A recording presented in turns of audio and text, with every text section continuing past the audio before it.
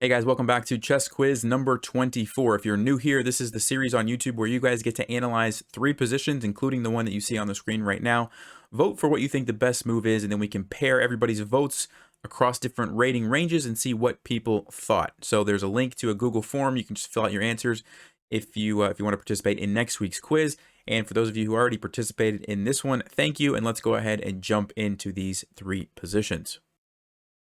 All right, so before we get started, here are the rating ranges from 0 to 1,000. We had 115 people, 1,000 to 1,600, 137, and 1,600 and above, 63 players. And actually, before we go to position number 1, I want to just show you one thing real quick. So the theme for this week's positions were games that were taken out of the Benko Gambit opening. So if you're not familiar with that, I just want to show you very quickly, d4, knight f6, c4, c5. This is the Benoni. And a lot of times white will push here rather than messing up their pawn structure with double pawns. And so the Benko Gambit is when you play the move b5. And then if white accepts it, you'll follow it up with a6. And you're actually giving up 2 pawns, only getting 1 pawn. So you do sacrifice a pawn. But the point is that you've opened up these files and you have some long-term pressure along the A and B files, as well as a lot of times at some point in the game, probably not right now because it's just a free pawn, but at some point, white usually plays e4, and then you trade off the bishop. Sometimes white loses castling rights. But the point is, you get this long-term pressure either along this diagonal or along these files, sometimes both.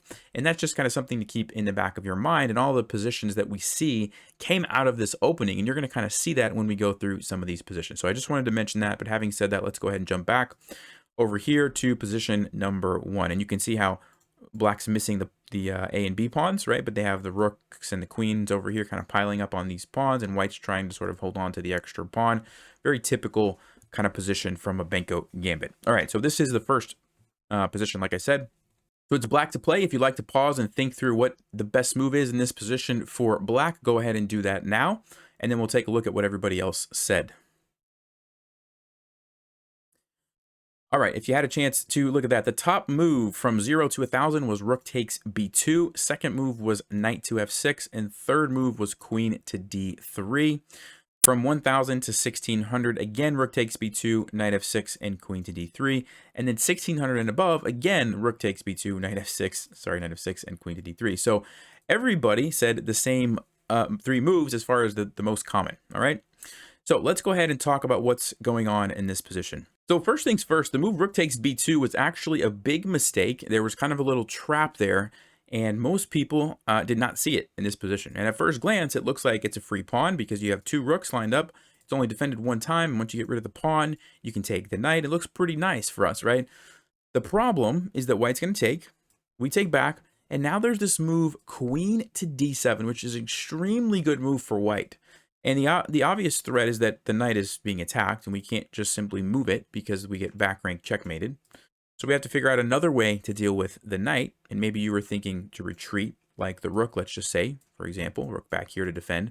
But now white plays rook to b1, and we can't take it. We can't move the rook anywhere along this file, right, because we have to cover the back rank mate. So we probably should move our rook somewhere. Let's just say we move it over here. But now white has queen takes e7, and again, here's another checkmate threat. How are we going to deal with that? So maybe you said, bishop g7, and now rook b7 happens, and look at this. Now we have another checkmate threat here on f7. How are we going to deal with that? And there's actually no way to deal with it. And this is just one line. There's a couple other ways that we could play this, but the point is that after queen to d7, we're just toast. We're just in trouble. There's too many threats that white has, right? The checkmate here, this is another checkmate threat, potentially the rook coming over and down, and we have no way to deal with it. So allowing the queen to kind of infiltrate here was a big mistake, and it just wasn't worth the pawn that we got on b2, right? So I can definitely understand why you would say that. It does look like the most obvious move in the position, but it's just bad, and you have to be very careful, especially when your king is like this with the bishop in front of it. You have to be real careful that you don't allow your opponent's queen to figure out a way to infiltrate, right? Because you're just at such a risk of just losing, right? So that was not the best move. Now let's talk about knight to f6. So knight to f6 was kind of like a middle of the road move. It wasn't the worst. It wasn't the best. It was decent. It was a pretty good move. You're getting the knight off the back rank. You're attacking the queen, and you do kind of deal with that threat that we just mentioned of the queen coming in. So that was good. and then most likely the queen would go back, and we have a really equal position. The game is going to go on. We still have the pressure here. And here we probably could get away with taking the pawn now if we wanted, and it's still a pretty equal position after something like this. White's going to move the knight. The game's going to go on relatively equal, right? But the best move in this position, which some of you guys did see, was the move queen to d3. And this is something in the Benko Gambit that you want to keep in mind if you do play this. This diagonal, a lot of times there's weak squares along it. Just from the way that white kind of advances their pawns, the c pawn is gone, the d pawn is pushed forward, and the e pawn is pushed forward. There's lots of empty squares here. And sometimes it's a knight, sometimes it's a bishop, sometimes it's a rook, but in this case, it's a queen infiltrating along that diagonal. And the obvious threat is that white has to do something about the rook. And let's just say they play rook, e to e2, most logical move, I think, because it also adds a defender. Now we're going to play knight to f6. And now, on the same sort of retreat by white, queen to f3, we can take it.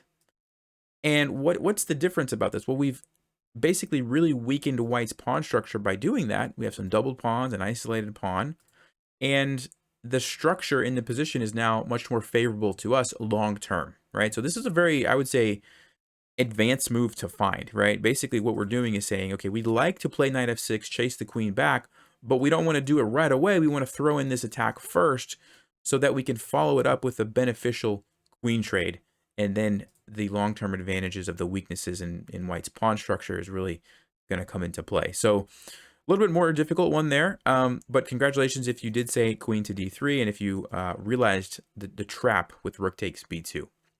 All right, let's go ahead and jump to position number 2. All right, this is position number 2. If you'd like to pause and figure out what to play as black, go ahead and do that, and then we will talk about what everybody suggested. All right, if you had a chance to look at that, from 0 to 1,000, we had the top move being rook to b4, second move being knight to b5, third move bishop takes c3, 1,000 to 1,600, again, we had the exact same 3 moves, rook to b4, knight b5, bishop takes c3, and then 1,600 and above, rook to b4, then bishop takes c3, and then knight to b5.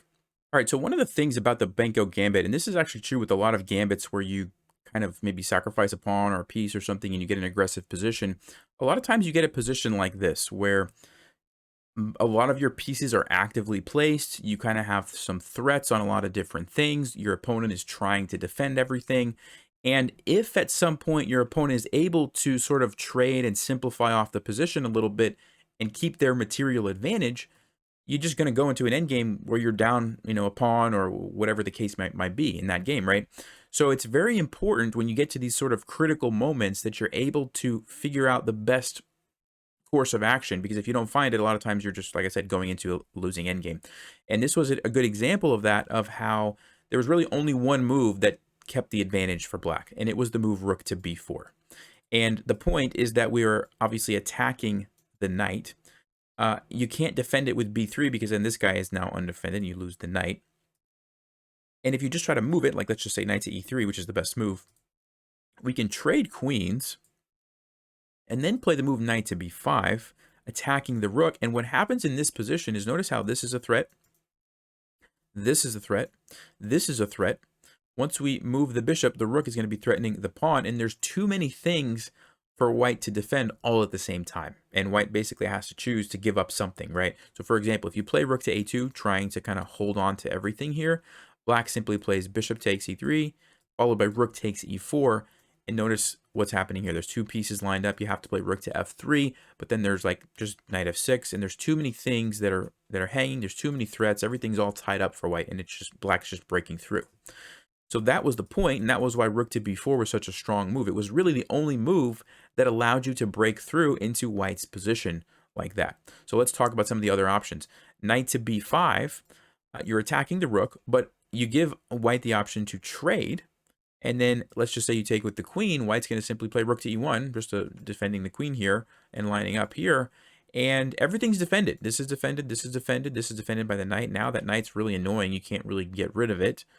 White's holding on to their pawn and doing just fine. You just don't really have a good follow through, right? So that was the issue. And if you took this way, I think, let's see, what's the move here? B3. Yeah, just defending the knight. And this knight is just really you know, a problem for us. It's supporting that pawn. It's keeping this file, or sorry, this diagonal blocked off. We just can't really do anything with that knight there, right? So it was crucial that we got rid of that. And rook, like I mentioned earlier, rook b4 was really the way to make that knight move. Okay. Um, and one other line, I guess, rook to a4. I should mention you have bishop takes c3, and so it's a little tactic there where if they take your rook, you're saving the bishop, so you actually come up a piece. And if they just take your bishop, you take the rook. So rook a4 to defend was not an option for black. Okay, and then the other move, what was the other move? Bishop takes c3. Yeah, bishop takes c3 was okay, but again, the issue is that white's just going to simply recapture, and we have the same kind of issue of, okay, how do we break through? How do we, take advantage of the fact that we have some pressure? We don't really have as many threats anymore. You can play knight b5. I think white just moves. Everything's defended. Again, the knight on c4 is just really a monster. That's kind of the key, I would say, to white's position, right? And going back, that's what rook b4 accomplished. We got rid of the key piece that was kind of holding everything together for white, and then everything just fell apart. So congratulations if you said rook to b4. You can see Stockfish there saying only real move that kept the advantage for black, rook to b4, and everything else was not as good. All right, let's jump over to position number 3. All right, here's position number 3. If you'd like to pause and think through what's the best move for black, go ahead and do that. All right, and if you had a chance to do that, let's go ahead and take a look. So from 0 to 1,000, we had f6, king to g8, and then e5. From 1,000 to 1,600, again f6, again the second move king g8, and the third move e5. 1,600 and above, top move was king to g8, then f6, and then e5. All right. So this position, of course, we're in check, so we have to do something about the check. Don't really have a ton of options. You got to either move the king to one of 3 places, or you can block 2 different ways. So there's only 5 moves, but it's pretty tricky actually to figure out the best move. Now, to be completely honest with you, when I first looked at this position, I thought to myself f6, because that's just, it looks like a very natural move, like just completely shut down the queen, give your king a place to run over here if you need to. And in my mind, I just thought, yeah, f6 makes a lot of sense. It's actually not the best move, and here is why. So when you look at this position, as far as the pawns, everything is equal. The pieces are obviously equal, but black does have more actively placed pieces. Apart from this one sort of threat here right now, black's pieces are much more active. You've got this, you've got this, you've got a pin here on the knight, which is being attacked, so white has to be careful that they don't fall for some tactical ideas. And it's pretty good for black if we can just figure out the proper way to deal with this check.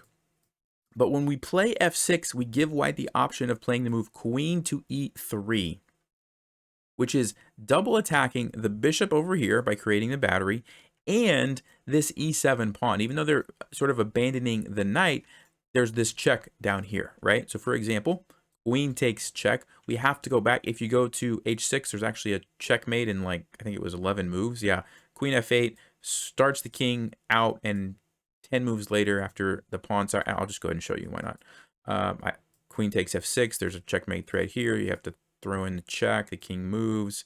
Yeah, you just basically throw in a bunch of checks to prolong the checkmate, but I mean, you're just, wasting time, and then eventually you can't stop the checkmate is what I'm trying to say. So the point behind that is that when white puts you in check, you have to go back here. You can't go to h6, okay? So king to g8, and then white can simply play check, check, and notice what they've done. They're going to get their piece back, and at the end of all of this trading, it looks like it's even. It's actually not. White comes down here and gets this pawn. You can't really stop them because the pawn is blocking your rook from defending. So you're going to go into an endgame down a pawn, which probably should be a draw with perfect play, but still it's the only person who has chances to win this is going to be white, and if you mess something up, you can lose. So that's why that line wasn't a good option, right? It had to do with the fact that when you play f6, you all of a sudden now create this very serious threat for your king, right? Your king is no longer safe because of this idea. So that was the problem with f6, and that is why king to g8 was the best move, because, well, and of course you can't go king f8. This is checkmated 1. But king to g8, actually, your king is still pretty safe. There's no queen or rook that can infiltrate the back right now, and so you're fine, and you don't give white that option of this this move anymore. So white could still play queen to d3 to attack here, but now you can play bishop c2, and your pieces are still pretty active. The game goes on, but it's black who has, you know, probably the better chances in this position. All right. And then there was one more move. What was it? E5. Some people said E5. Yeah, the problem with E5 is en passant, right? If white en passants you, you still have the problem of the check, and now you have an annoying pawn in your face, and you're actually going to get checkmated, it looks like, after rook to f3. This is happening. You have to watch out for this, and it's all over. So E5 just didn't cut it. All right. Now, if en passant didn't exist, or if it wasn't a move, E5 would probably be a pretty nice move, but it is, and so you can't do that. All right, so, and let's just check Stockfish real quick.